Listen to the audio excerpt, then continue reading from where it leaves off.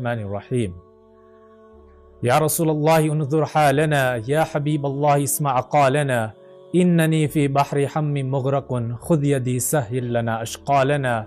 सरवरा शाहा करीमा दस्तगीरा अशरफा, हुर्मते रूहे पैगंबर यक नज़र कुन सुएमा।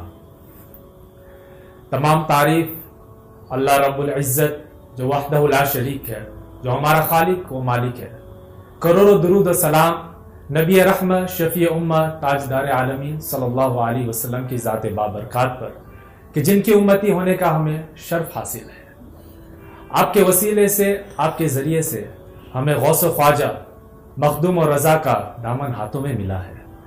बिरादरान मिल्लत इस्लामिया, अस्सलामु अलैकुम व रहमतुल्लाहि व बरकातुहू। आज के इस अशरफी मीटअप के अंदर, जैसा कि आप सब जानते हैं, अल्हम्दुलिल्लाह हम आपकी एक मेहमान खुसूस से मुलाकात करवाते हैं, जो अल्हम्दुलिल्लाह इस प्रोग्राम के मेहमान होते हैं और इस प्रोग्राम के ज़रिए हम आपकी लाइफ जर्नी, आपकी बायोग्राफी, आपके खिदमात वो सब कुछ समात करते हैं मेहमान के ज़रिए। तो इस प्रोग्राम को शुरू करने से पहले आपसे गुजारिश करूंगा कि आप हमारे YouTube चैनल मज़हर इस्लाम अकेडमी को सब्सक्राइब करें और इंशाअल्लाह नोटिफिकेशन बेल को भी क्लिक करें, ताकि आपको इस तरह के नए प्रोग्राम वक्त पर मिला करें इंशाअल्लाह। आज के मेहमान का तारुफ एक छोटे से और एक मुक़य्यद वक्त में हम नहीं कर सकते। आपकी ज़ात बाबरकात बहुत आला व शान वाली है, लेकिन अगर मुख्तसर तारुफ किया जाए तो आप सिलसिला चिश्तिया अशरफिया के एक अजीम शहजादे हैं। आप दरगाह आलिया मुहद्दिस आज़म हिंद रहमतुल्लाह अलैह के सज्जादा नशीन है। आपने पूरी दुनिया में अल्हम्दुलिल्लाह दीन व तबलीग की है, अल्हम्दुलिल्लाह कुरान व सुन्नत को फैलाया है। आप पूरी दुनिया के अंदर गाजी मिल्लत से पहचाने जाते हैं, शहनशाह खिताबत है। लगता ऐसा है जैसे जुमले आपके आगे खड़े हो, ताकि आप उन्हें चुनकर अपने खिताब में इस्तेमाल करें। हमारे मेहमान कोई और नहीं, पीर तरीक़त, रहबर शरीयत, हज़रत सैयद अल्लामा पीर सैयद हाशमी मियां साहब। अस्सलामु अलैकुम व रहमतुल्लाहि व बरकातुहू। वालेकुम अस्सलाम व रहमतुल्लाहि व बरकातुहू फ़ी दुनिया वल आखिरह। आमीन आमीन। हज़रत साहब, आपकी तबीयत कैसी है? अल्हम्दुलिल्लाह अल्हम्दुलिल्लाह। हम आपका तहे दिल से शुक्रिया अदा करते हैं, आपने दावत को कबूल किया, वक्त इनायत फरमाया। अल्हम्दुलिल्लाह काफ़ी नाज़रीन अल्हम्दुलिल्लाह आपके बारे में ख़ासतन खिताबत वगैरह सुनते हैं, लेकिन आपकी पर्सनल लाइफ वगैरह को नहीं जानते। इंशाअल्लाह आपकी इजाज़त से कुछ सवालात करेंगे इंशाअल्लाह। शुरू फरमाएं। जज़ाकल्लाह। पहला सवाल हज़रत, आपकी पैदाइश और सन के मुतालिक इंशाअल्लाह। मेरी तारीख़ पैदाइश में इख्तिलाफ है, और मैं जिस ज़माने में पैदा हुआ तारीख़ें लिखी नहीं जाती थी।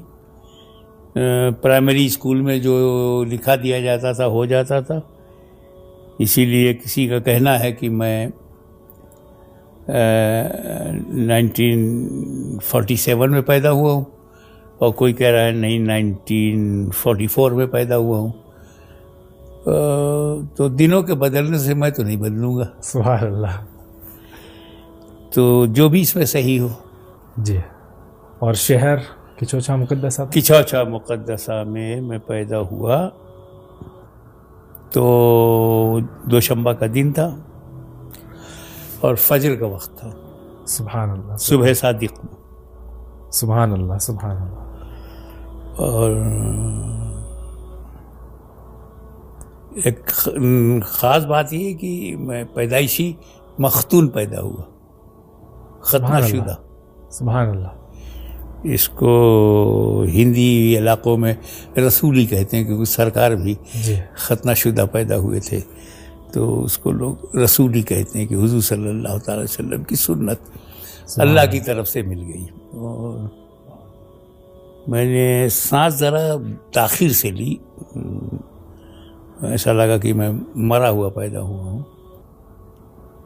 लेकिन फिर मेरी सगी खाला सरकार कला की बहन, उन्होंने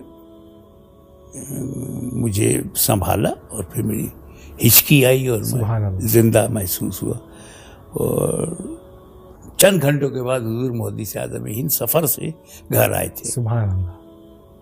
तो फजर में मैं पैदा हुआ और तकरीबन ज़ोहर के वक्त तक हुआ है। तो हमारी खाला ने हमको लिया और मुहद्दिस आज़म से कहा कि वो उनके सगे ब्रदर इन लॉ थे कि अजान और तकबीर तुम कहो। तो क्योंकि सरकार कला को घर में मोहम्मद मियाँ कहा जाता था कि मोहम्मद मियाँ तो आए नहीं, पीर मुस्तफ़ा भी नहीं है, अब तुम ही हो। तो मुझे ये शरफ हासिल हुआ कि मुहद्दिस आज़म ने मेरे कान में अजान और दूसरे कान में तकबीर पढ़ी। सुभान अल्लाह, सुभान ये अल्लाह। मेरे पैदाइश का वाक़या। सुभान अल्लाह। जी हज़रत, जैसे आपने फरमाया मुहद्दिस आज़म हिंद रहमतुल्लाह अलैह, आपके वालिद साहब भी अल्हम्दुलिल्लाह। बहुत से लोगों को ये सवाल है कि आपके सिर्फ एक ही भाई है हुज़ूर शेखुल इस्लाम, तो आप कुछ बताइए अपने बिरादरगान और शेरगान के बारे में। टोटल जो है वो तो अल्हम्दुलिल्लाह हम भाई बहन मिला के 12 हैं। सुभान अल्लाह। शेखुल इस्लाम 11वें नंबर पे है, मैं 12वें नंबर पे हूँ। सुभान अल्लाह। 8 बेटे थे मुहद्दिस आज़म के और 4 बेटियां थी। मगर जब मैंने होश संभाला तो 4 बेटों का इंतकाल हो चुका था, 4 बचे थे और 4 बेटियों में 2 बेटियों का इंतकाल हो गया था। 2 को मैंने देखा और दोनों से नस्लें चली हैं। तो सैयद मोहम्मद अशरफ सबसे बड़े बेटे थे जी, इसीलिए हुजूर मुहद्दिस आज़म अपनी कुनियत अबुल मोहम्मद। सुभान। उसके बाद जो 4 बचे थे सैयद हसन मुसन्ना अनवर जी, तीसरे मदनी मियाँ, चौथा मैं। तो और 2 बहनें थी। अब इस वक्त सिर्फ शेखुल इस्लाम और मैं बचा। वो 2 भाइयों का भी इंतकाल हो गया और 2 बहनों का भी इंतकाल हो गया। अल्लाह। और हज़रत आपकी तालीम और तरबियत की चोचा शरीफ में हुई या स्कूल वगैरह में आप गए थे या घर से ही पूरा?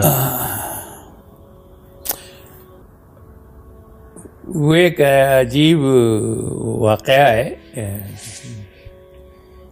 कि हमें अंग्रेज़ी पढ़ाया जाने लगा था। हम प्राइमरी में गए थे, भी कॉलेज में गए और हमने मैट्रिक किया था।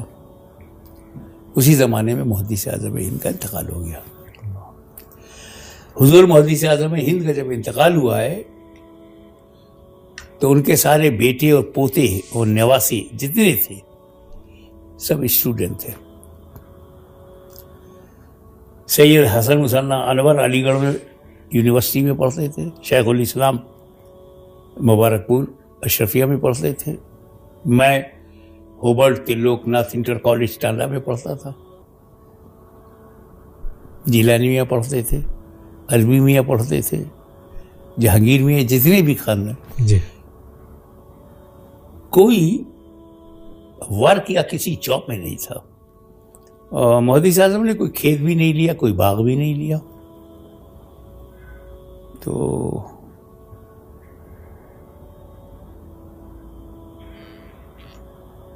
जब वो आखिरी साल था तो उसमें वो तशरीफ़ लाए। 6,000 रुपया मेरी माँ को दिया और 3,000 उन्होंने कहा कि रख लो, और 3,000 लेके लखनऊ चले गए इलाज के लिए। इलाज हुआ, होता रहा 4-6 महीने के बाद इंतकाल हो गया जी। तो बाहर फिर बॉडी को ले जाने वाली गाड़ी मंगाई गई। उसने उस जमाने में 1961 में 60 रुपीज़ मांगा था किराया। अल्लाह।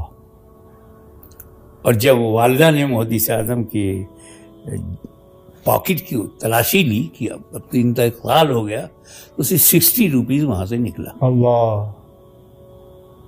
यानी 3,000 ख़त्म और घर पहुँच गए।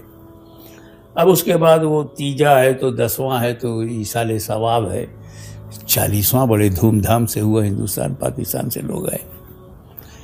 मुफ्ती आज़म हिंद ताजदार अहले सुन्नत बरेली शरीफ से आए, सईदुल उलमा मारहरा शरीफ से आए, सारे मुजाहिद मिल्लत, अमीन शरीयत, हाफिज़ मिल्लत सभी आए, अकाबिर। उसमें सब 3,000 ख़त्म हो गया। अल्लाह। अब घर में 1 पैसा नहीं।